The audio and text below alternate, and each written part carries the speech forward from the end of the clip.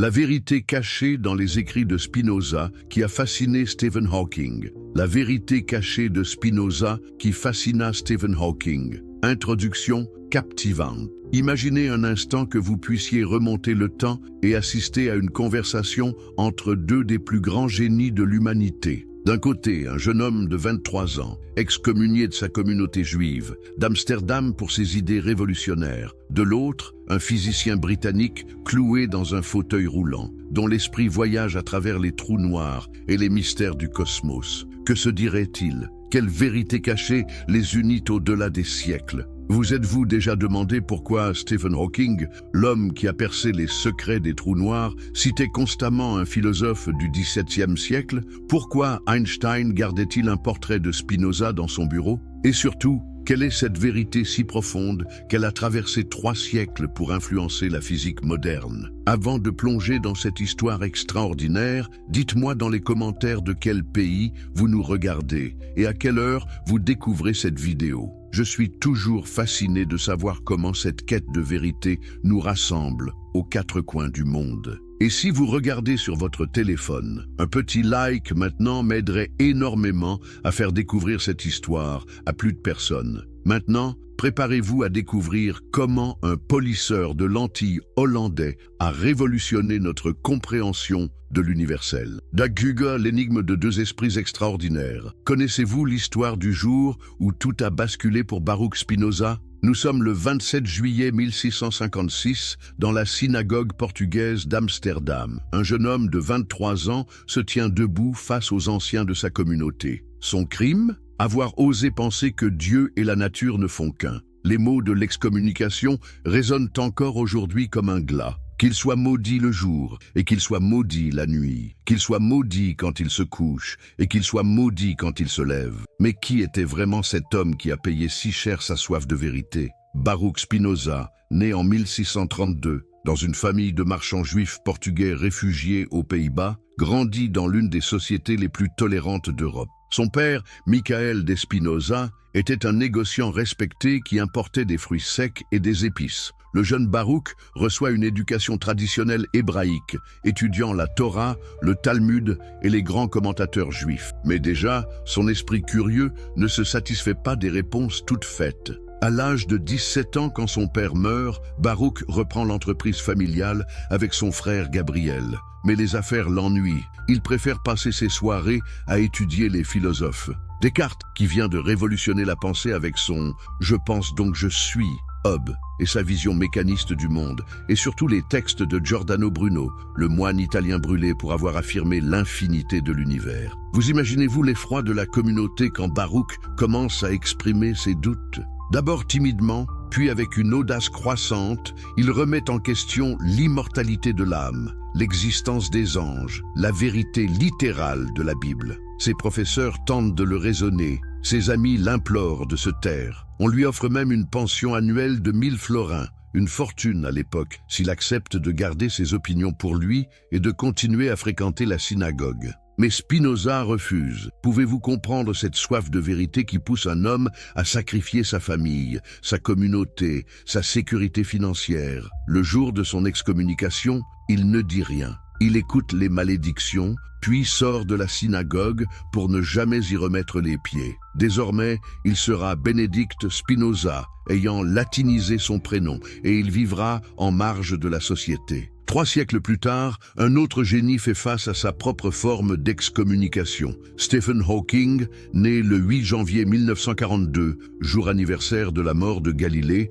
comme il aimait le rappeler, découvre à 21 ans qu'il souffre de la maladie de Charcot. Les médecins lui donnent 2 ans à vivre. Que feriez-vous si on vous annonçait que votre esprit brillant serait bientôt emprisonné dans un corps qui ne répond plus? Hawking, comme Spinoza 3 siècles plus tôt, choisit la vérité contre la facilité. Au lieu de se lamenter sur son sort, il plonge dans l'étude des trous noirs avec une passion dévorante. Sa thèse de doctorat sur les propriétés de l'univers en expansion pose déjà les bases de découvertes révolutionnaires. Mais c'est sa manière d'aborder la science qui rappelle étrangement l'approche spinoziste, où Spinoza cherchait à comprendre Dieu à travers la géométrie. Hawking cherche à comprendre l'univers à travers les mathématiques. Tous deux partagent une conviction profonde. La réalité obéit à des lois rationnelles, compréhensibles par l'esprit humain. Tous deux refusent de séparer la science de la philosophie, la physique de la métaphysique. Mais comment ces deux hommes,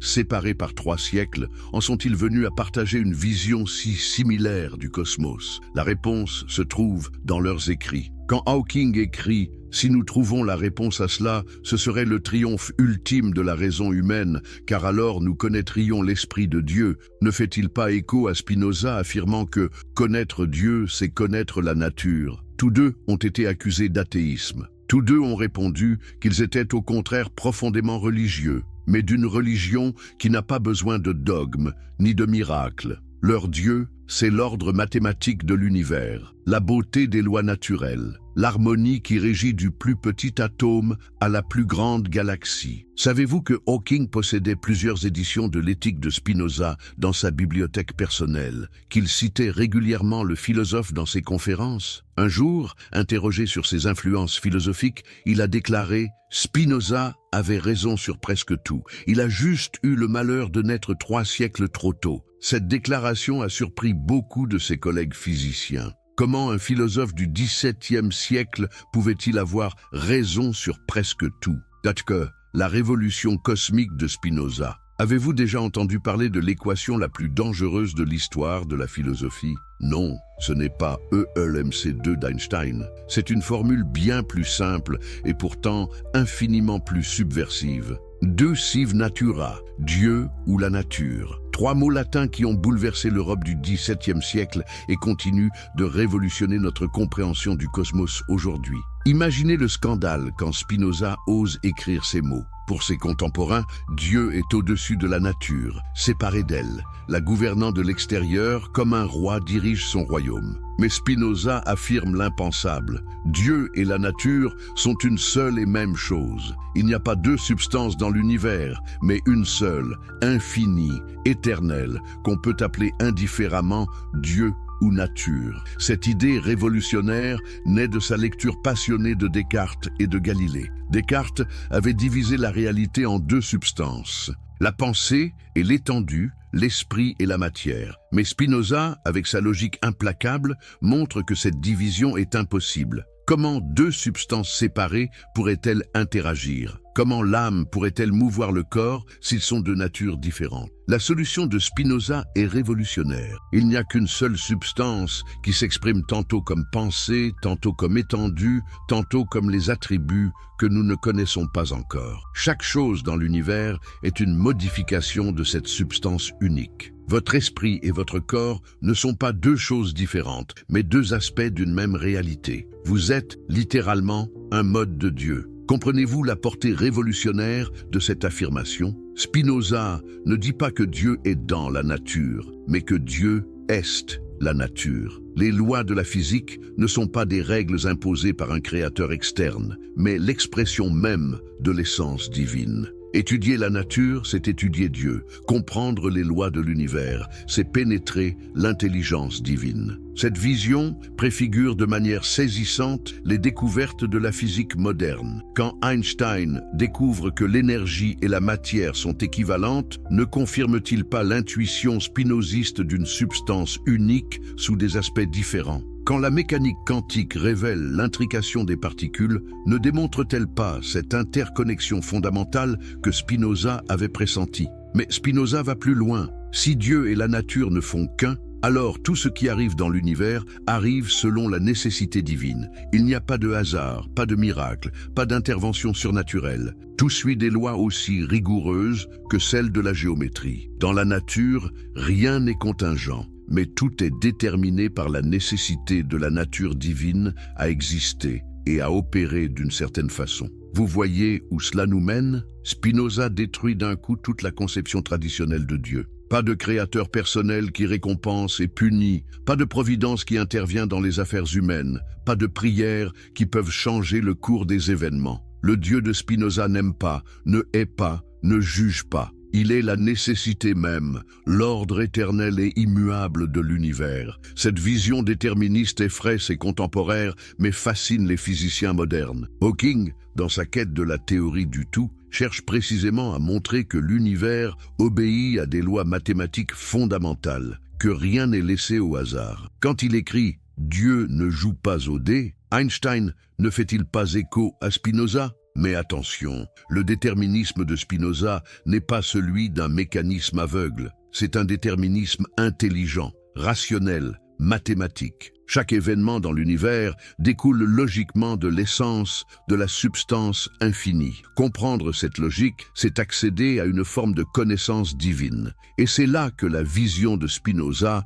rejoint celle de Hawking de manière troublante. Tous deux croient que l'univers est compréhensible, que ses lois peuvent être découvertes par la raison humaine, que la science nous rapproche de quelque chose de divin. Tous deux voient dans l'ordre mathématique du cosmos la manifestation d'une intelligence suprême. Hawking ne disait-il pas « Mon but est simple ». C'est une compréhension complète de l'univers. Pourquoi il est comme il est et pourquoi il existe. N'est-ce pas exactement ce que recherchait Spinoza quand il écrivait son éthique démontrée selon l'ordre géométrique? Partagez cette vidéo avec un ami qui s'intéresse à la science ou à la philosophie. Il a le droit de connaître cette vérité cachée qui unit les plus grands esprits de l'humanité. Dites-lui que l'univers a peut-être plus de sens qu'il ne le pense. La géométrie de la vérité absolue. Pourquoi un homme choisit-il d'écrire un traité de philosophie comme s'il démontrait un théorème mathématique? Pourquoi Spinoza structure-t-il son chef-d'œuvre,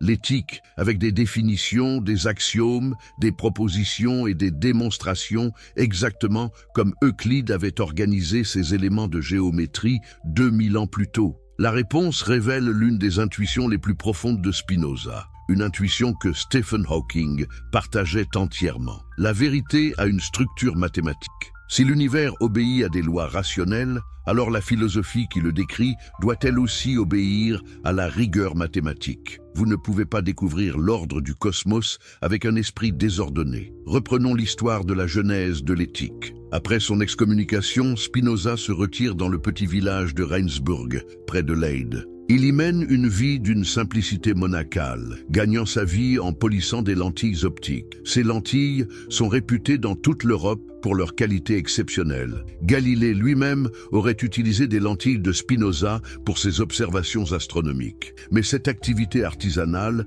n'est pas un simple gagne-pain. Elle nourrit sa réflexion philosophique. En polissant le verre, Spinoza découvre les lois de l'optique, comprend comment la lumière se comporte, comment elle révèle la vérité cachée des choses. N'y a-t-il pas une analogie troublante entre le polissage des lentilles et le polissage de la vérité? Tous deux exigent patience, précision et révèlent des réalités invisibles à l'œil nu. C'est dans cette solitude studieuse que Spinoza conçoit son projet révolutionnaire, démontrer les vérités éthiques avec la même certitude que les vérités géométriques. Pourquoi la morale devrait-elle rester dans le domaine de l'opinion et du sentiment? Pourquoi ne pourrait-on pas prouver qu'une vie est bonne ou mauvaise avec la même évidence qu'on prouve qu'un triangle a 3 angles? L'éthique s'ouvre sur une définition qui change tout. Par cause de soi, j'entends ce dont l'essence enveloppe l'existence, ou ce dont la nature ne peut être conçue que comme existante. Cette définition, apparemment technique, contient en germe toute la révolution spinoziste.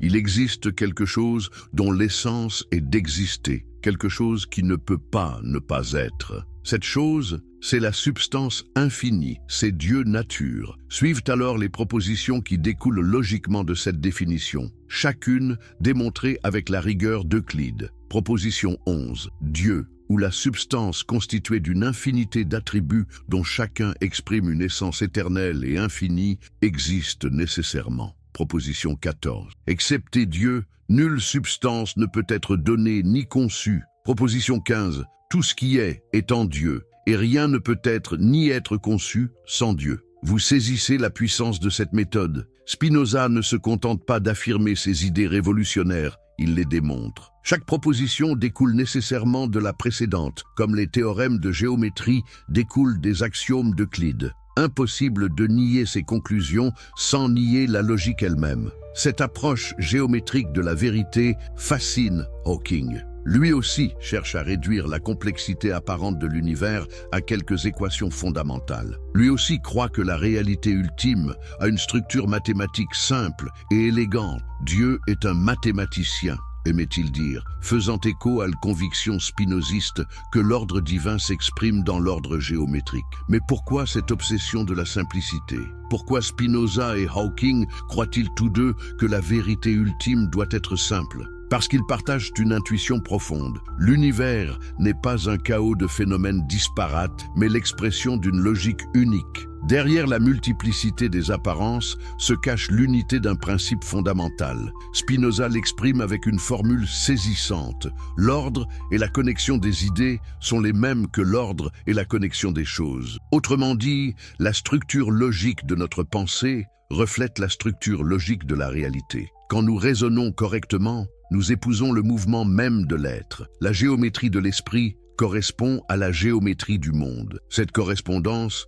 n'est pas un hasard. Si nous sommes des modes de la substance infinie, alors notre pensée est littéralement une partie de la pensée divine. Quand nous comprenons les lois de la nature, c'est Dieu qui se comprend lui-même à travers nous. Quand nous démontrons un théorème, c'est l'intelligence divine qui se déploie dans notre intelligence. Hawking exprime la même intuition quand il écrit « Si nous découvrons une théorie complète, elle devrait avec le temps être compréhensible dans ses grandes lignes par tout le monde, et pas seulement par une poignée de scientifiques. Alors nous tous, philosophes, scientifiques et gens ordinaires, pourrons prendre part à la discussion sur la question de savoir pourquoi nous et l'univers existons. » Voyez-vous la parenté entre ces deux visions? Tous deux croient que la vérité ultime est accessible à l'intelligence humaine, que nous pouvons participer à la connaissance divine, que la science et la philosophie nous élèvent vers quelque chose de sacré. Cette conviction les pousse à rechercher ce que Spinoza appelle le troisième genre de connaissance et que Hawking appelle la théorie du tout. Au-delà des connaissances partielles et des opinions confuses, il existe une forme de connaissance intuitive qui saisit directement l'essence des choses. Cette connaissance ne procède plus par raisonnement discursif, mais par une sorte d'illumination rationnelle. Spinoza décrit cette expérience dans des termes qui rappellent les mystiques. Plus nous comprenons les choses singulières, plus nous comprenons Dieu. Cette compréhension intuitive procure une joie incomparable, car elle nous fait participer à la béatitude divine. Connaître, c'est aimer. Comprendre l'univers, c'est communier avec lui. Hawking exprime quelque chose de très similaire quand il évoque l'émotion qui saisit le physicien lors d'une grande découverte. Cette émotion n'est pas sentimentale, elle est cognitive. C'est la joie de l'intelligence qui reconnaît sa parenté avec l'ordre cosmique. L'univers serait vraiment sans intérêt s'il n'abritait pas les gens qu'on aime,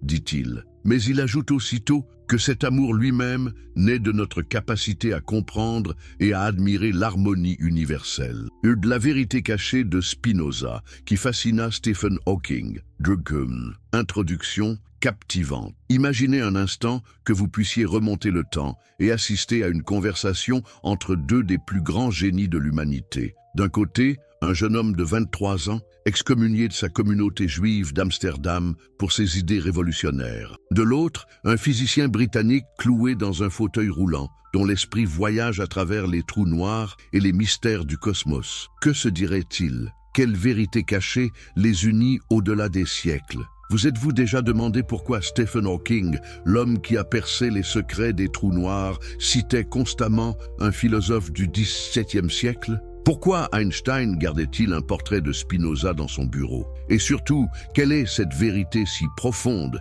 qu'elle a traversé 3 siècles pour influencer la physique moderne? Avant de plonger dans cette histoire extraordinaire, dites-moi dans les commentaires de quel pays vous nous regardez et à quelle heure vous découvrez cette vidéo. Je suis toujours fasciné de savoir comment cette quête de vérité nous rassemble aux 4 coins du monde. Et si vous regardez sur votre téléphone, un petit like maintenant m'aiderait énormément à faire découvrir cette histoire à plus de personnes. Maintenant, préparez-vous à découvrir comment un polisseur de lentilles hollandais a révolutionné notre compréhension de l'universel. L'énigme de 2 esprits extraordinaires. Connaissez-vous l'histoire du jour où tout a basculé pour Baruch Spinoza? Nous sommes le 27 juillet 1656, dans la synagogue portugaise d'Amsterdam. Un jeune homme de 23 ans se tient debout face aux anciens de sa communauté. Son crime, avoir osé penser que Dieu et la nature ne font qu'un. Les mots de l'excommunication résonnent encore aujourd'hui comme un glas. Qu'il soit maudit le jour et qu'il soit maudit la nuit, qu'il soit maudit quand il se couche et qu'il soit maudit quand il se lève. Mais qui était vraiment cet homme qui a payé si cher sa soif de vérité? Baruch Spinoza, né en 1632 dans une famille de marchands juifs portugais réfugiés aux Pays-Bas, grandit dans l'une des sociétés les plus tolérantes d'Europe. Son père, Michael de Spinoza, était un négociant respecté qui importait des fruits secs et des épices. Le jeune Baruch reçoit une éducation traditionnelle hébraïque, étudiant la Torah, le Talmud et les grands commentateurs juifs. Mais déjà, son esprit curieux ne se satisfait pas des réponses toutes faites. À l'âge de 17 ans, quand son père meurt, Baruch reprend l'entreprise familiale avec son frère Gabriel. Mais les affaires l'ennuient. Il préfère passer ses soirées à étudier les philosophes. Descartes, qui vient de révolutionner la pensée avec son « Je pense donc je suis », Hobbes et sa vision mécaniste du monde, et surtout les textes de Giordano Bruno, le moine italien brûlé pour avoir affirmé l'infinité de l'univers. Vous imaginez-vous l'effroi de la communauté quand Baruch commence à exprimer ses doutes? D'abord timidement, puis avec une audace croissante, il remet en question l'immortalité de l'âme, l'existence des anges, la vérité littérale de la Bible. Ses professeurs tentent de le raisonner, ses amis l'implorent de se taire. On lui offre même une pension annuelle de 1000 florins, une fortune à l'époque, s'il accepte de garder ses opinions pour lui et de continuer à fréquenter la synagogue. Mais Spinoza refuse. Pouvez-vous comprendre cette soif de vérité qui pousse un homme à sacrifier sa famille, sa communauté, sa sécurité financière? Le jour de son excommunication, il ne dit rien. Il écoute les malédictions, puis sort de la synagogue pour ne jamais y remettre les pieds. Désormais, il sera Bénédicte Spinoza, ayant latinisé son prénom, et il vivra en marge de la société. 3 siècles plus tard, un autre génie fait face à sa propre forme d'excommunication. Stephen Hawking, né le 8 janvier 1942, jour anniversaire de la mort de Galilée, comme il aimait le rappeler, découvre à 21 ans qu'il souffre de la maladie de Charcot. Les médecins lui donnent 2 ans à vivre. Que feriez-vous si on vous annonçait que votre esprit brillant serait bientôt emprisonné dans un corps qui ne répond plus? Hawking, comme Spinoza 3 siècles plus tôt, choisit la vérité contre la facilité. Au lieu de se lamenter sur son sort, il plonge dans l'étude des trous noirs avec une passion dévorante. Sa thèse de doctorat sur les propriétés de l'univers en expansion pose déjà les bases de découvertes révolutionnaires. Mais c'est sa manière d'aborder la science qui rappelle étrangement l'approche spinoziste, où Spinoza cherchait à comprendre Dieu à travers la géométrie. Hawking cherche à comprendre l'univers à travers les mathématiques. Tous deux partagent une conviction profonde. La réalité obéit à des lois rationnelles, compréhensibles par l'esprit humain. Tous deux refusent de séparer la science de la philosophie, la physique de la métaphysique. Mais comment ces deux hommes, séparés par 3 siècles, en sont-ils venus à partager une vision si similaire du cosmos? La réponse se trouve dans leurs écrits. Quand Hawking écrit « Si nous trouvons la réponse à cela, ce serait le triomphe ultime de la raison humaine, car alors nous connaîtrions l'Esprit de Dieu », ne fait-il pas écho à Spinoza affirmant que « connaître Dieu, c'est connaître la nature ». Tous deux ont été accusés d'athéisme. Tous deux ont répondu qu'ils étaient au contraire profondément religieux, mais d'une religion qui n'a pas besoin de dogmes ni de miracles. Leur Dieu, c'est l'ordre mathématique de l'univers, la beauté des lois naturelles, l'harmonie qui régit du plus petit atome à la plus grande galaxie. Savez-vous que Hawking possédait plusieurs éditions de l'éthique de Spinoza dans sa bibliothèque personnelle, qu'il citait régulièrement le philosophe dans ses conférences? Un jour, interrogé sur ses influences philosophiques, il a déclaré « Spinoza avait raison sur presque tout. Il a juste eu le malheur de naître 3 siècles trop tôt. » Cette déclaration a surpris beaucoup de ses collègues physiciens. Comment un philosophe du XVIIe siècle pouvait-il avoir raison sur presque tout? Datke, la révolution cosmique de Spinoza. Avez-vous déjà entendu parler de l'équation la plus dangereuse de l'histoire de la philosophie? Non, ce n'est pas E=mc2 d'Einstein. C'est une formule bien plus simple et pourtant infiniment plus subversive. Deus sive natura, Dieu ou la nature. 3 mots latins qui ont bouleversé l'Europe du XVIIe siècle et continuent de révolutionner notre compréhension du cosmos aujourd'hui. Imaginez le scandale quand Spinoza ose écrire ces mots. Pour ses contemporains, Dieu est au-dessus de la nature, séparé d'elle, la gouvernant de l'extérieur comme un roi dirige son royaume. Mais Spinoza affirme l'impensable. Dieu et la nature sont une seule et même chose. Il n'y a pas 2 substances dans l'univers,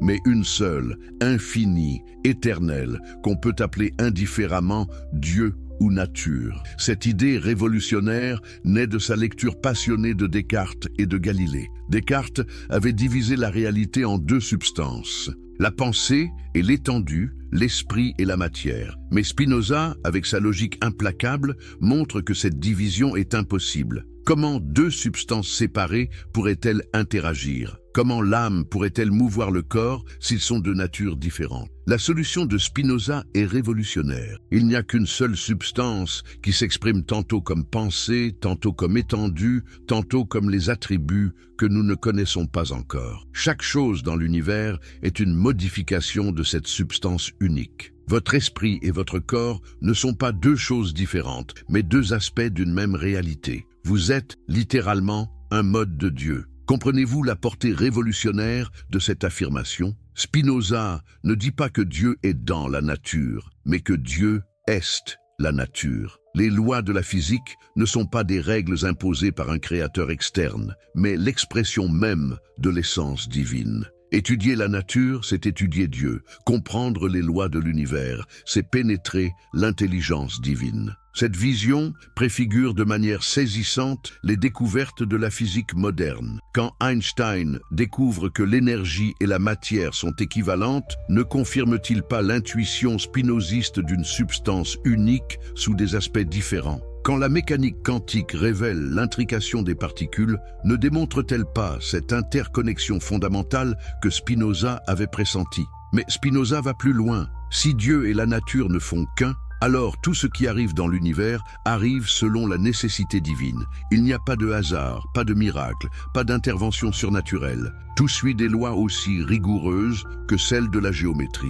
Dans la nature, rien n'est contingent, mais tout est déterminé par la nécessité de la nature divine à exister et à opérer d'une certaine façon. Vous voyez où cela nous mène? Spinoza détruit d'un coup toute la conception traditionnelle de Dieu. Pas de créateur personnel qui récompense et punit, pas de providence qui intervient dans les affaires humaines, pas de prières qui peuvent changer le cours des événements. Le Dieu de Spinoza n'aime pas, ne hait pas, ne juge pas. Il est la nécessité même, l'ordre éternel et immuable de l'univers. Cette vision déterministe effraie ses contemporains, mais fascine les physiciens modernes. Hawking, dans sa quête de la théorie du tout, cherche précisément à montrer que l'univers obéit à des lois mathématiques fondamentales, que rien n'est laissé au hasard. Quand il écrit « Dieu ne joue pas au dé », Einstein ne fait-il pas écho à Spinoza? Mais attention, le déterminisme de Spinoza n'est pas celui d'un mécanisme aveugle. C'est un déterminisme intelligent, rationnel, mathématique. Chaque événement dans l'univers découle logiquement de l'essence, de la substance infinie. Comprendre cette logique, c'est accéder à une forme de connaissance divine. Et c'est là que la vision de Spinoza rejoint celle de Hawking de manière troublante. Tous deux croient que l'univers est compréhensible, que ses lois peuvent être découvertes par la raison humaine, que la science nous rapproche de quelque chose de divin. Tous deux voient dans l'ordre mathématique du cosmos la manifestation d'une intelligence suprême. Hawking ne disait-il pas « Mon but est simple ». C'est une compréhension complète de l'univers, pourquoi il est comme il est et pourquoi il existe. N'est-ce pas exactement ce que recherchait Spinoza quand il écrivait son éthique démontrée selon l'ordre géométrique? Partagez cette vidéo avec un ami qui s'intéresse à la science ou à la philosophie. Il a le droit de connaître cette vérité cachée qui unit les plus grands esprits de l'humanité. Dites-lui que l'univers a peut-être plus de sens qu'il ne le pense. La géométrie de la vérité absolue. Pourquoi un homme choisit-il d'écrire un traité de philosophie comme s'il démontrait un théorème mathématique? Pourquoi Spinoza structure-t-il son chef-d'œuvre, l'éthique, avec des définitions, des axiomes, des propositions et des démonstrations, exactement comme Euclide avait organisé ses éléments de géométrie 2000 ans plus tôt? La réponse révèle l'une des intuitions les plus profondes de Spinoza, une intuition que Stephen Hawking partageait entièrement. La vérité a une structure mathématique. Si l'univers obéit à des lois rationnelles, alors la philosophie qui le décrit doit elle aussi obéir à la rigueur mathématique. Vous ne pouvez pas découvrir l'ordre du cosmos avec un esprit désordonné. Reprenons l'histoire de la genèse de l'éthique. Après son excommunication, Spinoza se retire dans le petit village de Regensburg, près de Leyde. Il y mène une vie d'une simplicité monacale, gagnant sa vie en polissant des lentilles optiques. Ces lentilles sont réputées dans toute l'Europe pour leur qualité exceptionnelle. Galilée lui-même aurait utilisé des lentilles de Spinoza pour ses observations astronomiques. Mais cette activité artisanale n'est pas un simple gagne-pain. Elle nourrit sa réflexion philosophique. En polissant le verre, Spinoza découvre les lois de l'optique, comprend comment la lumière se comporte, comment elle révèle la vérité cachée des choses. N'y a-t-il pas une analogie troublante entre le polissage des lentilles et le polissage de la vérité? Tous deux exigent patience, précision et révèlent des réalités invisibles à l'œil nu. C'est dans cette solitude studieuse que Spinoza conçoit son projet révolutionnaire, démontrer les vérités éthiques avec la même certitude que les vérités géométriques.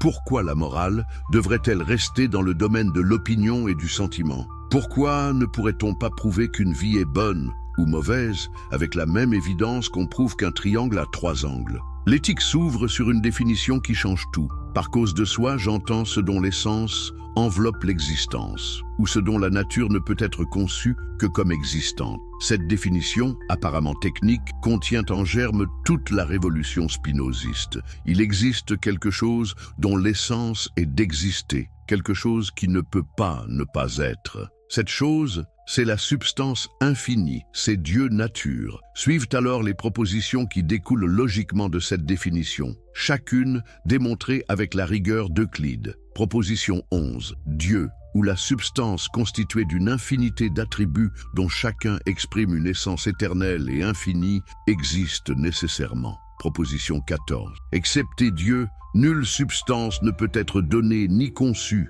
Proposition 15. Tout ce qui est en Dieu, et rien ne peut être ni être conçu sans Dieu. Vous saisissez la puissance de cette méthode. Spinoza ne se contente pas d'affirmer ses idées révolutionnaires, il les démontre. Chaque proposition découle nécessairement de la précédente, comme les théorèmes de géométrie découlent des axiomes d'Euclide. Impossible de nier ces conclusions sans nier la logique elle-même. Cette approche géométrique de la vérité fascine Hawking. Lui aussi cherche à réduire la complexité apparente de l'univers à quelques équations fondamentales. Lui aussi croit que la réalité ultime a une structure mathématique simple et élégante. Dieu est un mathématicien, aimait-il dire, faisant écho à la conviction spinoziste que l'ordre divin s'exprime dans l'ordre géométrique. Mais pourquoi cette obsession de la simplicité? Pourquoi Spinoza et Hawking croient-ils tous deux que la vérité ultime doit être simple? Parce qu'ils partagent une intuition profonde. L'univers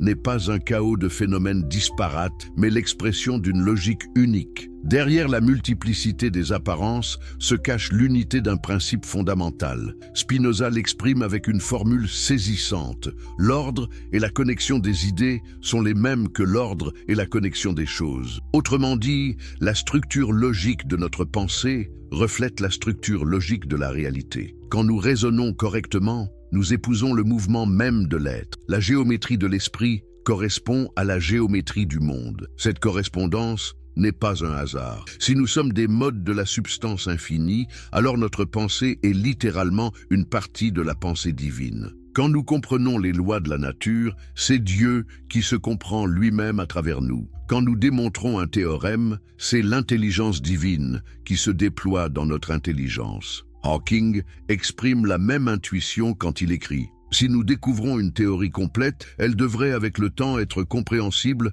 dans ses grandes lignes par tout le monde, et pas seulement par une poignée de scientifiques. » Alors nous tous, philosophes, scientifiques et gens ordinaires, pourront prendre part à la discussion sur la question de savoir pourquoi nous et l'univers existons. Voyez-vous la parenté entre ces deux visions? Tous deux croient que la vérité ultime est accessible à l'intelligence humaine, que nous pouvons participer à la connaissance divine, que la science et la philosophie nous élèvent vers quelque chose de sacré. Cette conviction les pousse à rechercher ce que Spinoza appelle le troisième genre de connaissance et que Hawking appelle la théorie du tout. Au-delà des connaissances partielles et des opinions confuses, il existe une forme de connaissance intuitive qui saisit directement l'essence des choses. Cette connaissance ne procède plus par raisonnement discursif, mais par une sorte d'illumination rationnelle. Spinoza décrit cette expérience dans des termes qui rappellent les mystiques. Plus nous comprenons les choses singulières,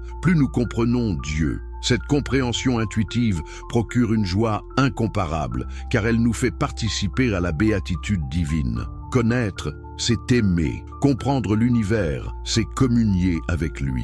Hawking exprime quelque chose de très similaire quand il évoque l'émotion qui saisit le physicien lors d'une grande découverte. Cette émotion n'est pas sentimentale, elle est cognitive. C'est la joie de l'intelligence qui reconnaît sa parenté avec l'ordre cosmique. L'univers serait vraiment sans intérêt s'il n'abritait pas les gens qu'on aime, dit-il. Mais il ajoute aussitôt que cet amour lui-même naît de notre capacité à comprendre et à admirer l'harmonie universelle. L'éternité contre le temps. La révélation des trous noirs. Avez-vous déjà ressenti cette sensation étrange où le temps semble s'arrêter? Ce moment où vous êtes si absorbé par une pensée, une découverte, une révélation que l'horloge devient insignifiante. Spinoza et Hawking ont tous deux vécu cette expérience de manière si intense qu'elle a transformé leur compréhension de la réalité. Pour eux, l'éternité n'est pas une durée infinie, mais l'absence de durée. C'est le temps qui s'abolit dans la pure contemplation de la vérité.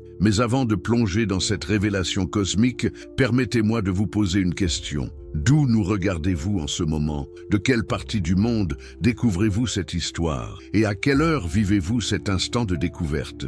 Laissez-moi le savoir dans les commentaires, car il y a quelque chose de magique à savoir que cette quête de vérité nous unit par-delà les fuseaux horaires et les frontières. L'histoire commence dans la petite maison de Spinoza à La Haye, où il passe ses dernières années. Nous sommes en 1675, et le philosophe travaille fébrilement sur les dernières parties de son éthique. Sa santé se détériore. La poussière de verre inhalée pendant des années de polissage de lentilles ronge ses poumons. Mais son esprit n'a jamais été aussi lucide. C'est dans cette course contre la montre qu'il développe sa théorie révolutionnaire de l'éternité, subspecie aeternitatis, sous l'aspect de l'éternité. Cette expression latine revient constamment sous sa plume. Mais que signifie-t-elle exactement? Pour la plupart des gens, l'éternité évoque une durée sans fin, un temps qui s'étire indéfiniment. Pour Spinoza, c'est exactement l'inverse. L'éternité, c'est ce qui échappe au temps, ce qui existe en dehors de toute durée. Imaginez que vous puissiez vous élever au-dessus de votre propre vie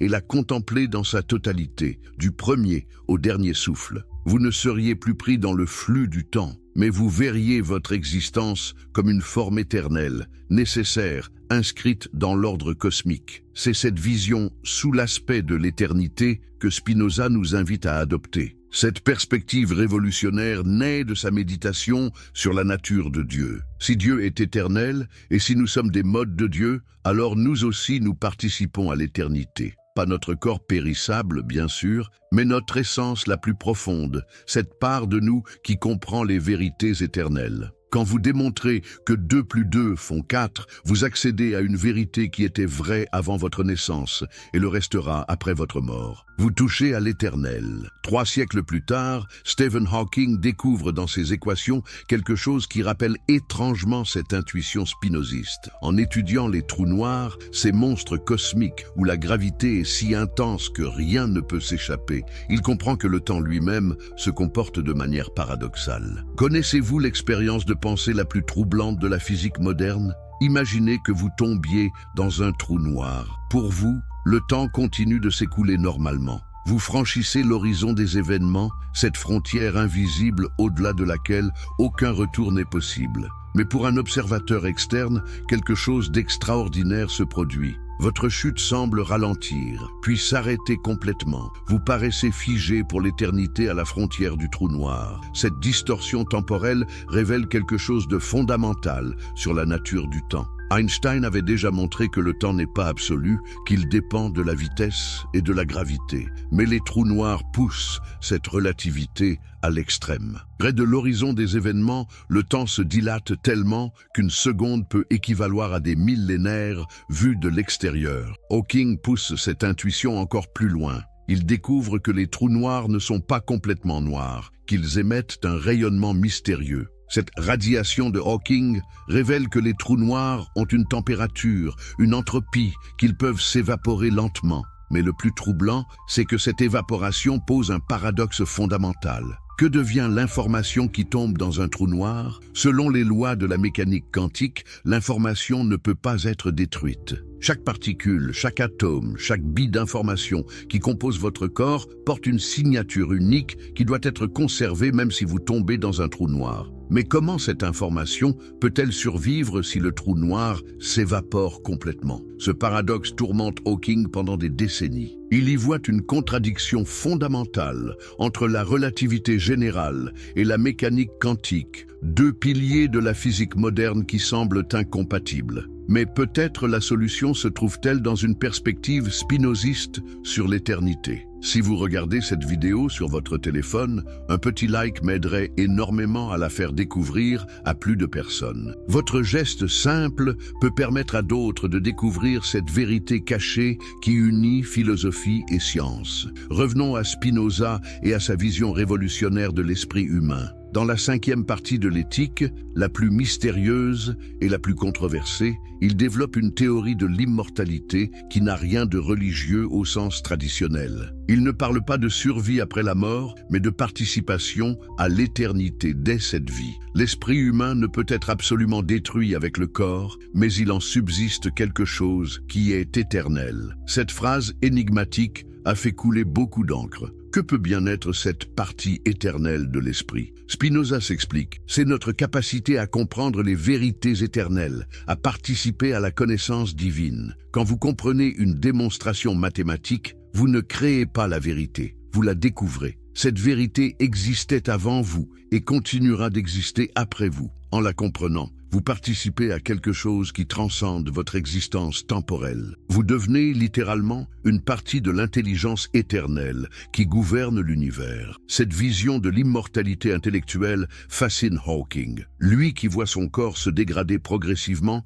trouve dans la science une forme de transcendance. Ses découvertes sur les trous noirs, ses équations sur l'origine de l'univers, ses réflexions sur la nature du temps survivront à sa mort physique. Elles font partie du patrimoine éternel de l'humanité. Mais Hawking va plus loin. Il soupçonne que l'information elle-même pourrait être éternelle, qu'elle pourrait survivre même à la destruction des trous noirs. Cette intuition le mène à réviser sa position sur le paradoxe de l'information. En 2004, il admet publiquement avoir eu tort et accepte un pari qu'il avait fait avec ses collègues. L'information qui tombe dans un trou noir n'est pas détruite, elle est préservée dans la radiation de Hawking. Cette révision spectaculaire de sa position révèle quelque chose de profond sur la nature de l'information dans l'univers. Peut-être que, comme le pressentait Spinoza, rien ne se perd vraiment dans l'ordre cosmique. Chaque pensée, chaque découverte, chaque moment de conscience laisse une trace éternelle dans le tissu de l'espace-temps.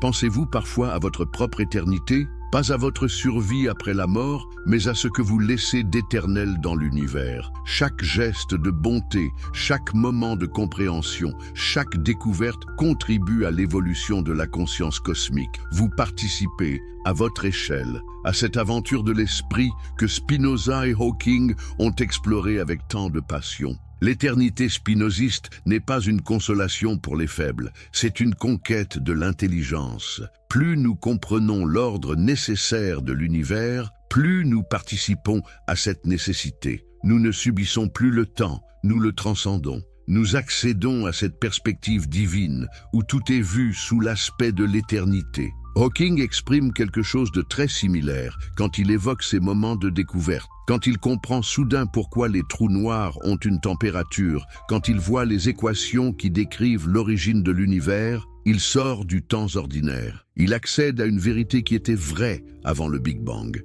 et le restera après la mort de la dernière étoile. Cette expérience de l'éternité transforme radicalement notre rapport à la mort. Spinoza écrit « L'homme libre pense moins à la mort qu'à toute autre chose, et sa sagesse consiste à méditer non sur la mort, mais sur la vie. Cette liberté face à la mort ne naît pas de l'ignorance ou du déni, mais de la compréhension. Celui qui participe à l'éternité par la connaissance ne peut plus avoir peur de ce qui est temporel. » Hawking incarne parfaitement cette sagesse spinoziste. Condamné à mort à 21 ans, il vit 55 années de plus. 55 années de découvertes extraordinaires. Au lieu de se lamenter sur sa condition, il fait de sa paralysie un avantage. Cloué dans son fauteuil, il peut voyager par l'esprit dans les régions les plus reculées de l'univers. Sa prison corporelle devient un tremplin vers l'infini. La géométrie des émotions. Quand la science rencontre l'âme. Que ressentez-vous quand vous contemplez un ciel étoilé? Cette émotion qui vous saisit face à l'immensité cosmique, est-ce de la simple admiration esthétique ou quelque chose de plus profond? Spinoza et Hawking partagent une conviction révolutionnaire. Nos émotions les plus profondes obéissent aux mêmes lois que les mouvements des planètes. Il existe une géométrie des passions, une physique des sentiments. Avant de plonger dans cette découverte stupéfiante, dites-moi, partagez-vous cette vidéo avec un ami passionné de science ou de philosophie? Il mérite de connaître cette vérité cachée sur la nature de nos émotions. Ensemble, nous pouvons révéler ces connexions extraordinaires qui unissent l'âme humaine et l'univers. L'histoire commence en 1665, lors de la grande peste qui ravage l'Europe. Spinoza se réfugie dans la campagne hollandaise, à Voorburg, où il rédige la 3e partie de son éthique, consacrée aux affects. Contrairement à tous les moralistes de son époque, il ne condamne pas les passions, il les étudie. Je traiterai de la nature et de la force des affects et de la puissance de l'esprit sur eux par la même méthode que j'ai employée précédemment pour Dieu et l'esprit, et je considérerai les actions et les appétits humains comme s'il était question de lignes, de plans et de corps. Imaginez le scandale. Spinoza ose appliquer la méthode géométrique aux émotions humaines. Il traite l'amour, la haine, l'espoir, la crainte comme des forces naturelles, aussi nécessaires et prévisibles que la chute d'une pierre ou le mouvement des marées. Pour lui, il n'y a pas de différence fondamentale entre les lois qui régissent les astres et celles qui gouvernent nos sentiments. Cette approche révolutionnaire naît de sa conviction que l'homme fait partie de la nature. Nous ne sommes pas des empires dans un empire, des créatures privilégiées échappant à l'ordre cosmique. Nous sommes des modes de la substance infinie, soumis aux mêmes nécessités que tous les autres êtres. Nos affects sont des modifications de notre puissance d'être, des variations de notre force vitale. Spinoza définit l'affect comme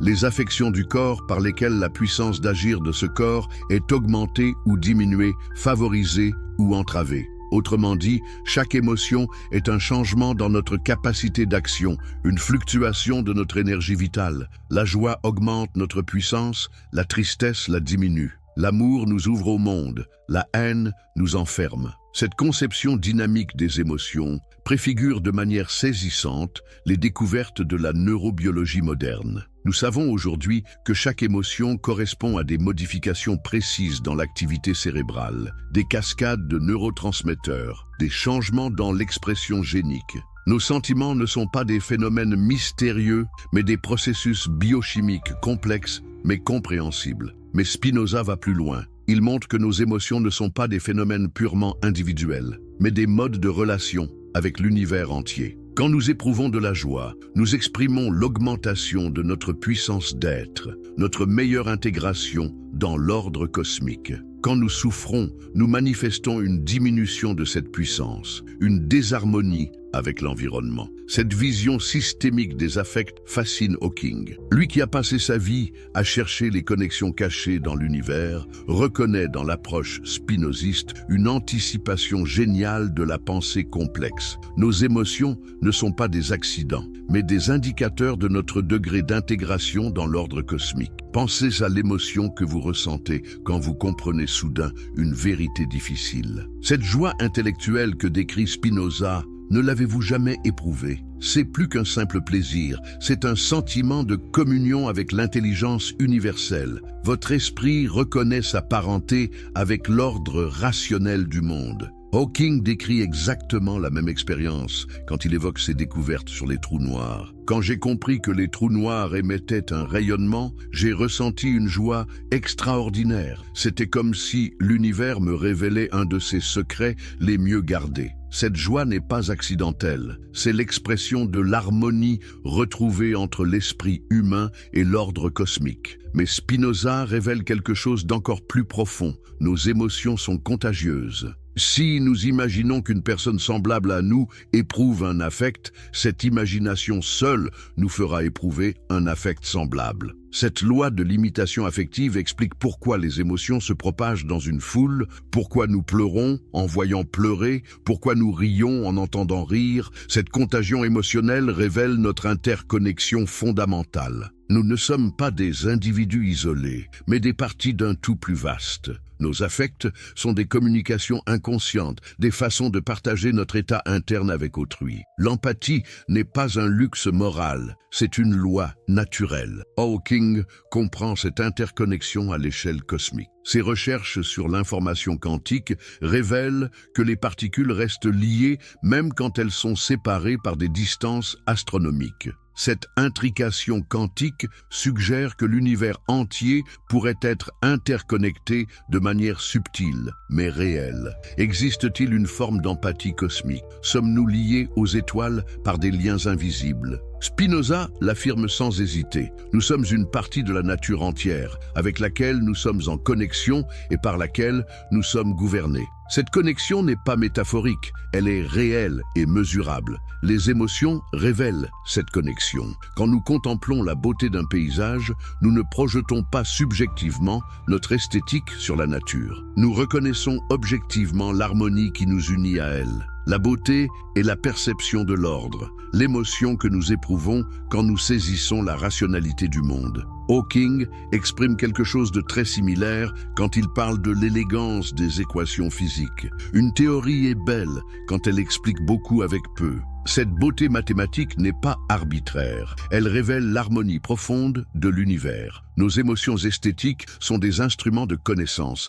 des façons de détecter l'ordre caché du cosmos. Mais attention, Spinoza ne tombe pas dans un optimisme naïf. Il reconnaît que nous éprouvons aussi des émotions négatives, tristesse, colère, haine, envie. Ces affects ne sont pas des erreurs de la nature, mais des signaux d'alarme. Ils nous indiquent que quelque chose ne va pas dans notre relation au monde, que notre puissance d'être est entravée. La colère, par exemple, naît quand nous imaginons qu'autrui nous nuit, mais cette imagination peut être fausse. Souvent, ce que nous prenons pour une agression délibérée n'est qu'un malentendu ou l'expression de la souffrance d'autrui. Comprendre les causes de notre colère peut la transformer en compassion. Cette transformation des affects par la connaissance constitue le cœur de l'éthique spinoziste. Nous ne pouvons pas supprimer nos émotions, elles font partie de notre nature, mais nous pouvons les comprendre et les orienter. Un affect ne peut être réprimé ni supprimé que par un affect contraire et plus fort. Hawking applique cette sagesse à sa propre condition. Face à la maladie qui le paralyse progressivement, il aurait pu sombrer dans la colère ou le désespoir. Au lieu de cela, il transforme sa souffrance en énergie créatrice. Sa limitation physique devient un stimulant pour son imagination scientifique. Il fait de son handicap une force. Cette alchimie des émotions révèle la liberté humaine, selon Spinoza. Nous ne sommes pas libres de choisir nos affects. Ils naissent nécessairement de notre rencontre avec le monde. Mais nous sommes libres de les comprendre et de les transformer. La liberté n'est pas l'absence de déterminisme, mais la compréhension du déterminisme. Vous souvenez-vous d'un moment où la compréhension d'une situation a transformé votre émotion? Peut-être une colère qui s'est muée en compassion quand vous avez compris la souffrance de l'autre. Peut-être une peur qui s'est dissipée quand vous avez saisi les vraies causes du phénomène qui vous effrayait. C'est exactement ce que décrit Spinoza. L'affect transformé par la connaissance. Cette transformation n'est pas seulement individuelle,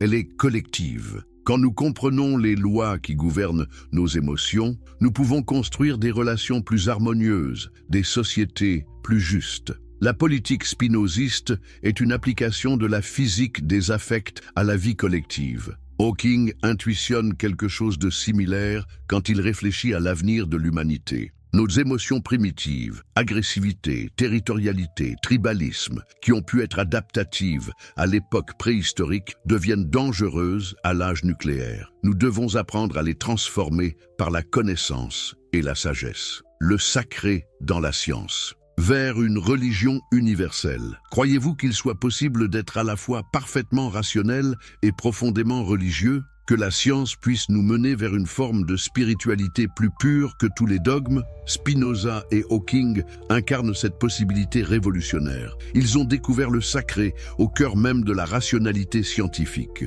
Leur Dieu n'est pas celui des religions traditionnelles, mais quelque chose de plus grand et de plus beau, l'ordre mathématique de l'univers. Cette révélation commence dans l'enfance de Spinoza. Élevé dans la tradition juive, il apprend dès son plus jeune âge à vénérer la Torah, à respecter les commandements, à craindre le jugement divin. Mais très tôt, son esprit critique se rebelle contre cette conception anthropomorphique de Dieu. Comment l'infini pourrait-il ressembler à un homme? Comment l'éternel pourrait-il éprouver des passions temporelles? Dans sa jeunesse, Spinoza découvre les œuvres de Maïmonide, le grand philosophe juif du XIIe siècle qui tentait déjà de concilier foi et raison. Maïmonide affirmait que nous ne pouvons rien dire de positif sur Dieu, seulement ce qu'il n'est pas. Cette théologie négative impressionne le jeune Baruch, mais ne le satisfait pas pleinement. Pourquoi se contenter de dire ce que Dieu n'est pas? Ne peut-on découvrir ce qu'il est vraiment? La réponse vient de sa méditation sur l'infini.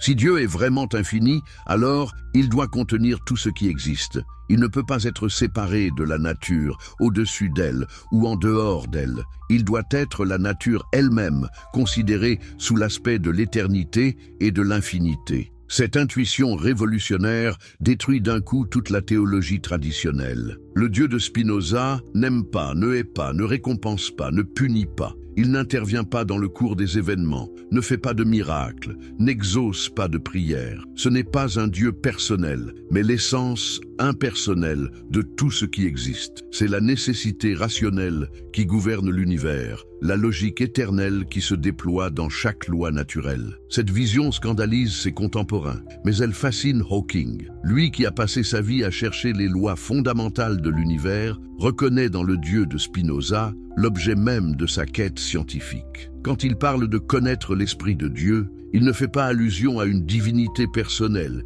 mais à cette intelligence mathématique qui structure le cosmos. Connaissez-vous l'anecdote de la bibliothèque d'Einstein? Quand on demandait au grand physicien s'il croyait en Dieu, il répondait « Je crois au Dieu de Spinoza, qui se révèle dans l'ordre harmonieux de ce qui existe, et non en un Dieu qui se préoccupe du destin et des actions des êtres humains. » Cette déclaration révèle l'influence profonde du philosophe hollandais sur la pensée scientifique moderne. Mais qu'est-ce qui rend ce Dieu si fascinant pour les scientifiques? C'est qu'il réconcilie parfaitement transcendance et immanence. Le Dieu de Spinoza est à la fois au-delà de tout, puisqu'il est la substance infinie, et en tout, puisque tout existe en lui. Il est à la fois mystérieux, puisque nous ne connaissons que deux de ses attributs infinis, et accessible, puisque nous pouvons comprendre ses lois. Cette accessibilité du divin par la science constitue le cœur de la religion spinoziste. Contrairement aux religions révélées, qui exigent la foi en des vérités incompréhensibles,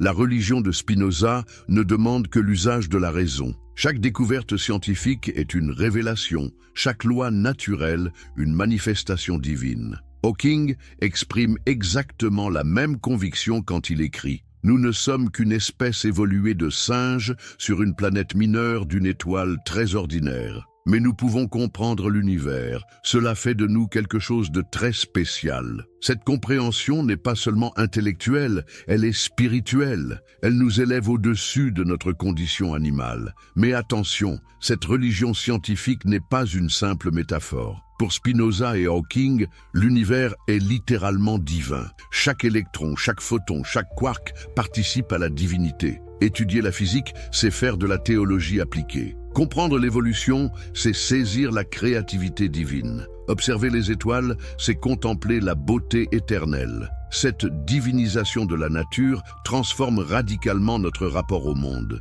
Nous ne sommes plus des étrangers dans un cosmos indifférent, mais des participants conscients à l'aventure cosmique.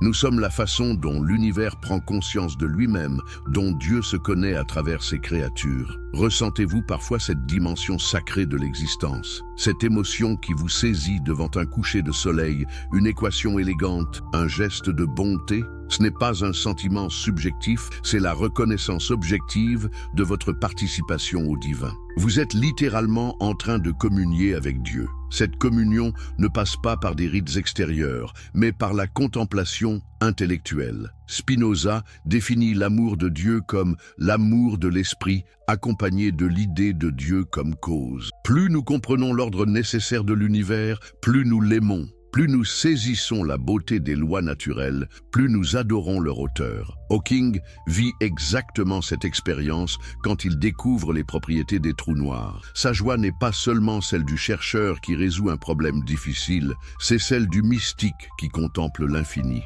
Ses équations sont ses prières, ses théories, ses hymnes à la gloire de l'ordre cosmique. Cette religion rationnelle détruit l'opposition traditionnelle entre science et foi. Pour Spinoza et Hawking, la science n'est pas l'ennemi de la religion. Elle en est la forme la plus pure. Elle nous débarrasse des superstitions et des anthropomorphismes pour nous révéler le vrai visage du divin. Imaginez un monde où cette vision triompherait. Plus de guerre de religion, puisque la science révèle un Dieu unique et universel. Plus de conflits entre croyants et athées, puisque la nature elle-même est sacrée. Plus d'opposition entre raison et foi, puisque la compréhension rationnelle est la forme suprême de la dévotion. Ce n'est pas une utopie, c'est une possibilité réelle. Chaque jour, des millions de personnes découvrent à travers la science la beauté et l'harmonie de l'univers. Chaque documentaire sur la nature, chaque livre de vulgarisation scientifique, chaque découverte astronomique contribue à cette révélation progressive du sacré.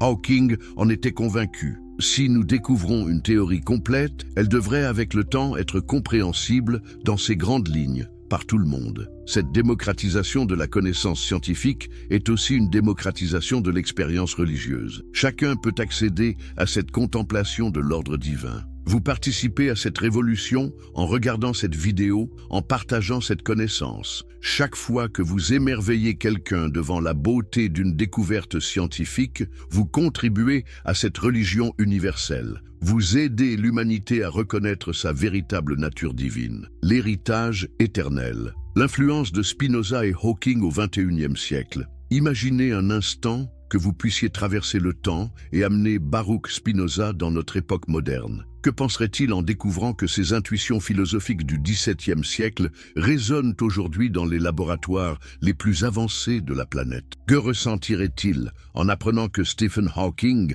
l'un des plus grands génies de notre temps, considérait ses écrits comme prophétiques? Si vous êtes passionné par ces histoires qui révèlent les connexions secrètes entre les grands esprits de l'humanité, n'oubliez pas de vous abonner à la chaîne pour ne manquer aucun de ces moments extraordinaires. D'ailleurs, dites-moi dans les commentaires de quel pays vous nous regardez et à quelle heure vous découvrez cette histoire. Et si vous regardez sur mobile, un petit geste vers le haut nous aiderait énormément à atteindre plus de personnes qui, comme vous, sont fascinées par ces révélations. Mais revenons à notre époque. Comment les idées d'un philosophe excommunié d'Amsterdam continuent-elles d'influencer la science du XXIe siècle? Comment l'héritage de Stephen Hawking perpétue-t-il cette tradition de pensée révolutionnaire? Et surtout, que nous réserve l'avenir de cette synthèse extraordinaire entre philosophie et physique? Le brillant jeune Spinoza, redécouvert par la physique contemporaine. Avez-vous déjà remarqué comment certaines vérités semblent attendre leur moment pour être pleinement comprises? C'est exactement ce qui arrive aujourd'hui avec la philosophie de Spinoza. Pendant des siècles, ces idées ont été considérées comme trop radicales, trop audacieuses. Mais regardez ce qui se passe maintenant dans les laboratoires du CERN, au MIT, à l'Institut Périmètre. Les physiciens redécouvrent Spinoza avec un émerveillement qui confine à la révélation. Prenons la théorie des cordes, cette approche révolutionnaire qui tente d'unifier toutes les forces fondamentales de l'univers. N'est-ce pas fascinant de constater que cette théorie postule l'existence d'une seule entité fondamentale, les cordes vibrantes dont toute la réalité émerge. Cela ne vous rappelle-t-il pas étrangement la substance unique de Spinoza, cette idée selon laquelle tout ce qui existe n'est que des modifications d'une seule et même réalité fondamentale? Le physicien Brian Greene, l'un des vulgarisateurs les plus respectés de la théorie des cordes, n'hésite pas à citer Spinoza dans ses conférences. Il explique comment l'intuition spinoziste selon laquelle tout est connecté trouve sa confirmation dans cette vision d'un univers où chaque particule, chaque force, chaque phénomène découle de vibrations différentes d'entités fondamentales identiques. Mais ce n'est que le début. Que diriez-vous si je vous révélais que l'une des découvertes les plus stupéfiantes de la physique moderne, l'intrication quantique, avait été anticipée par Spinoza avec une précision troublante?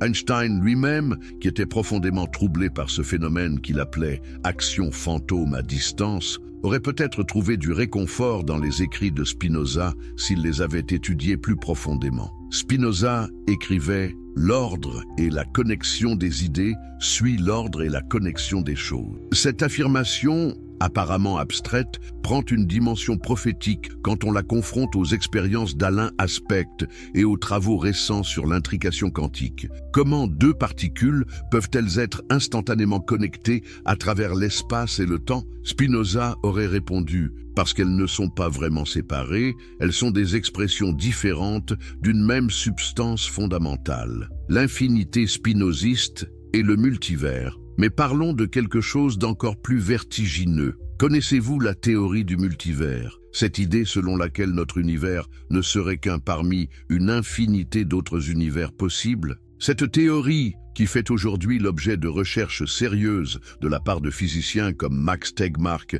et Brian Greene, trouve ses racines philosophiques dans les écrits de Spinoza. Dans son Éthique, Spinoza développe une conception de l'infini qui était révolutionnaire pour son époque. Il ne parle pas d'un infini potentiel, comme ses prédécesseurs, mais d'un infini actuel, réel, concret. Pour lui, la nature, qu'il identifie à Dieu, possède une infinité d'attributs, dont nous ne connaissons que deux, l'étendue et la pensée. Mais que sont les autres? Cette question a hanté les philosophes pendant des siècles. Aujourd'hui, les théoriciens du multivers proposent une réponse étonnante. Et si chaque univers possible correspondait à un de ces attributs infinis de la substance spinoziste? Et si notre réalité n'était qu'une facette d'un diamant cosmique aux dimensions infinies? Cette idée n'est plus de la pure spéculation. Elle découle de calculs mathématiques rigoureux en mécanique quantique et en cosmologie. Stephen Hawking lui-même, dans ses derniers écrits,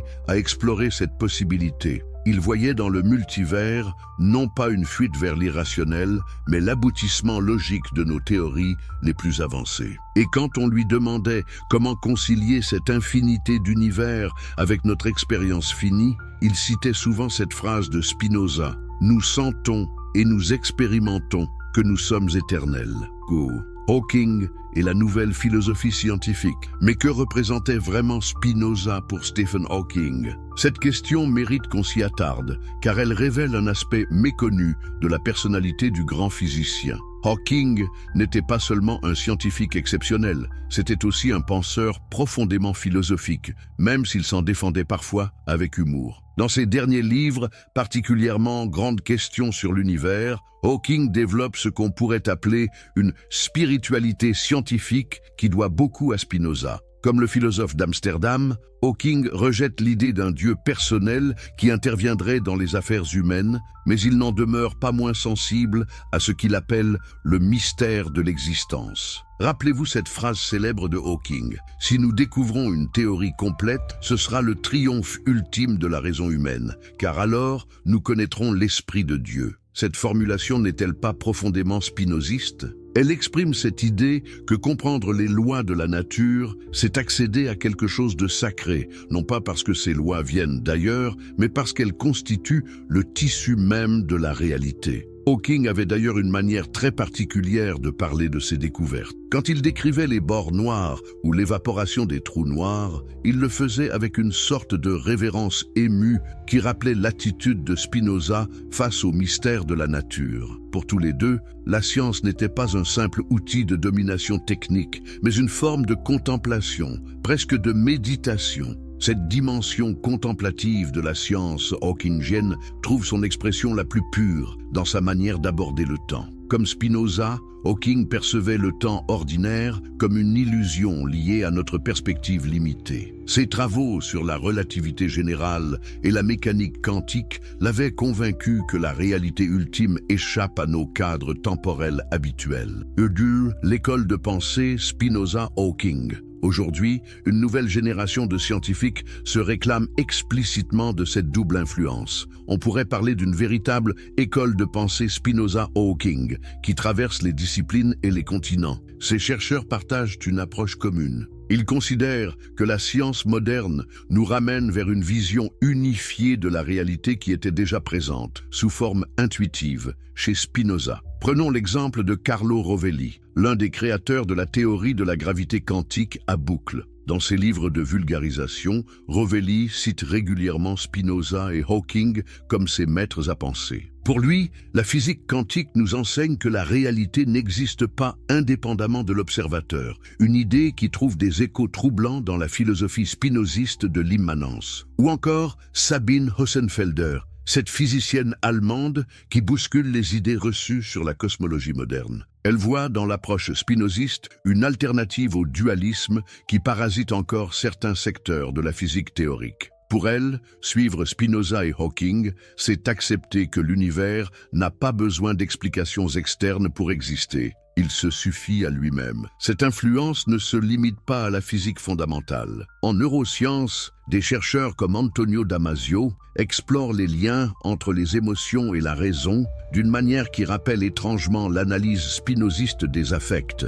En intelligence artificielle, des pionniers comme Marvin Minsky s'inspiraient de la conception spinoziste de l'esprit comme ensemble de processus parallèles. Mais où cette influence est-elle peut-être la plus surprenante dans les recherches sur la conscience? Comment expliquer que nous ayons une expérience subjective du monde? Ce problème difficile de la conscience passionne aujourd'hui des scientifiques qui trouvent chez Spinoza des intuitions précieuses. Le Kugoff, la conscience, comme information intégrée. Connaissez-vous la théorie de l'information intégrée de Giulio Tononi? Cette approche révolutionnaire propose de mesurer la conscience en quantifiant l'information qu'un système intègre. Plus un système intègre d'informations de manière unifiée, plus il est conscient. Cette théorie, qui fait l'objet de recherches intensives dans le monde entier, présente des parallèles fascinants avec la philosophie spinoziste. Pour Spinoza, l'esprit n'est pas séparé du corps. Il est l'idée du corps, c'est-à-dire la manière dont le corps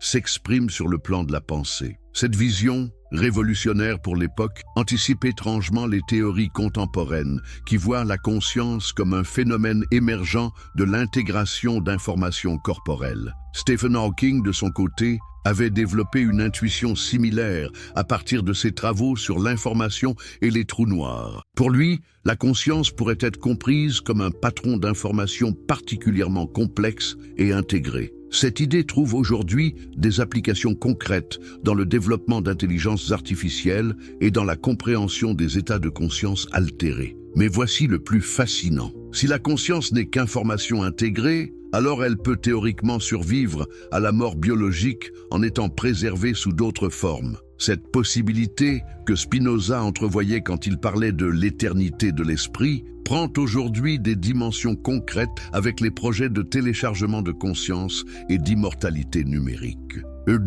Car l'intelligence artificielle et l'esprit spinoziste. Parlons justement d'intelligence artificielle. Savez-vous que les pionniers de l'IA étaient souvent de grands lecteurs de Spinoza? Alan Turing lui-même était fasciné par la conception spinoziste de l'esprit comme processus plutôt que comme substance. Cette influence se ressent encore aujourd'hui dans le développement des IA les plus avancés. Les réseaux de neurones artificiels, ces systèmes qui permettent aux machines d'apprendre et de reconnaître des patterns complexes, fonctionnent selon des principes qui rappellent étrangement la théorie spinoziste des affects. Pour Spinoza, nos émotions et nos pensées naissent de l'interaction entre de multiples petites perceptions qui se renforcent ou s'inhibent mutuellement. N'est-ce pas exactement ainsi que fonctionnent les réseaux de neurones? Cette analogie n'est pas superficielle. Elle révèle une convergence profonde entre la philosophie spinoziste et les sciences cognitives modernes. Les deux approches rejettent l'idée d'un centre de commandement unique, l'âme pour la philosophie traditionnelle, le processeur central pour l'informatique classique, au profit d'une vision distribuée et émergente de l'intelligence. Stephen Hawking avait perçu cette convergence avec sa clairvoyance habituelle. Dans ses dernières interviews, il exprimait l'espoir que l'intelligence artificielle nous aide à mieux comprendre notre propre conscience. Pour lui, créer des esprits artificiels, c'était en quelque sorte réaliser le rêve spinoziste de comprendre l'esprit à la manière géométrique. Mais cette perspective soulève aussi des questions troublantes. Si l'intelligence peut être reproduite artificiellement, que devient notre spécificité humaine? Spinoza aurait probablement répondu que notre valeur ne réside pas dans notre unicité, mais dans notre capacité à comprendre et à nous connecter avec la totalité de la nature. Une leçon précieuse pour notre époque qui voit naître les premières intelligences artificielles vraiment sophistiquées. Hubers, les défis éthiques du XXIe siècle. Cette évolution technologique nous confronte à des défis éthiques que ni Spinoza ni Hawking n'avaient anticipés dans leurs détails, mais pour lesquels leur philosophie offre des perspectives éclairantes. Comment gérer l'émergence d'intelligence artificielle potentiellement supérieure à la nôtre? Comment préserver la dignité humaine dans un monde de plus en plus automatisé? L'éthique spinoziste offre une approche originale de ces questions. Plutôt que de partir de règles absolues, elle propose de considérer les conséquences concrètes de nos actions sur notre épanouissement et celui des autres. Cette approche naturaliste de l'éthique pourrait nous aider à naviguer dans les eaux troubles de l'ère technologique. Hawking lui-même avait abordé ces questions dans ses derniers écrits. Il mettait en garde contre les risques d'une intelligence artificielle mal contrôlée, tout en restant optimiste sur les possibilités qu'elle offre pour résoudre les grands défis de l'humanité. Cette position nuancée reflète l'influence de Spinoza, qui nous enseigne à voir les phénomènes sous tous leurs aspects avant de porter un jugement. Mais il y a plus. L'approche spinoziste suggère que notre relation à la technologie devrait être guidée par la recherche de la joie et de la connaissance, plutôt que par la peur ou l'avidité. Cela signifie développer des technologies qui augmentent notre capacité de compréhension et de connexion plutôt que celles qui nous isolent ou nous diminuent. Vers une nouvelle synthèse, science, philosophie et spiritualité. Nous assistons aujourd'hui à l'émergence d'une nouvelle synthèse entre science, philosophie et spiritualité qui aurait certainement fasciné Spinoza et Hawking. Cette synthèse ne cherche pas à réconcilier des domaines opposés, mais à révéler leur unité fondamentale. Prenez l'exemple de la méditation et des neurosciences. Des chercheurs comme Richard Davidson ou Sarah Lazar étudient les effets de la méditation sur le cerveau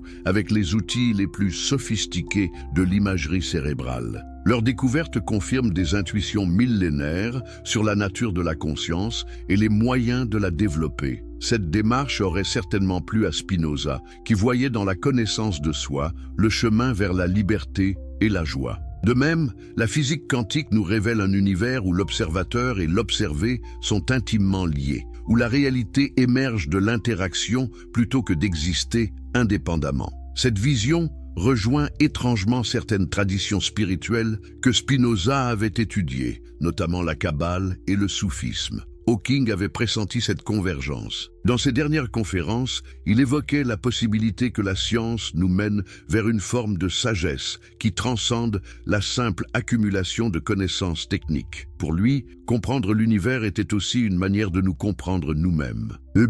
L'héritage pour les générations futures. Que léguerons-nous aux générations futures de cette rencontre extraordinaire entre Spinoza et Hawking ? Comment leur héritage continuera-t-il d'inspirer les chercheurs et les penseurs de demain? D'abord, une certaine manière de voir l'univers, non pas comme un ensemble d'objets séparés, mais comme un réseau de relations dynamiques. Cette vision écologique de la réalité influence déjà de nombreux domaines, de la biologie systémique à l'économie environnementale. Ensuite, une approche de la connaissance qui unit rigueur scientifique et ouverture contemplative. Les scientifiques formés dans cette tradition ne se contentent pas d'accumuler des données, Ils cherchent à comprendre le sens profond de leurs découvertes et leurs implications pour l'existence humaine. Enfin, une éthique de la responsabilité qui nous invite à considérer les conséquences à long terme de nos actions. Dans un monde confronté au changement climatique, aux inégalités croissantes et aux risques technologiques, cette perspective est plus nécessaire que jamais. Mais peut-être l'héritage le plus précieux est-il cette capacité d'émerveillement que partageaient Spinoza et Hawking. Malgré leurs épreuves personnelles, l'excommunication pour l'un, la maladie pour l'autre, ils ont conservé une fascination enfantine pour les mystères de l'existence. Cette attitude, faite d'humilité et d'audace, de rigueur et de poésie, pourrait bien être ce dont notre époque a le plus besoin. L'avenir de la conscience cosmique. Terminons par une vision prospective qui aurait certainement enthousiasmé nos deux penseurs. Que se passerait-il si l'humanité réussissait à développer une véritable conscience cosmique, c'est-à-dire une compréhension si profonde de l'univers qu'elle transformerait notre manière d'exister? Cette perspective, qui peut sembler utopique, trouve des fondements concrets dans les recherches actuelles. Les projets d'exploration spatiale nous ouvrent des perspectives inédites sur notre place dans l'univers. Les technologies de communication nous permettent de créer des réseaux de conscience planétaires. Les avancées en intelligence artificielle nous aident à traiter des quantités d'informations jusqu'alors inimaginables. Spinoza avait entrevu cette possibilité quand il décrivait le troisième genre de connaissance, cette intuition directe qui nous permet de saisir notre connexion avec la totalité. Hawking l'avait pressenti quand il parlait de connaître l'esprit de Dieu à travers la science.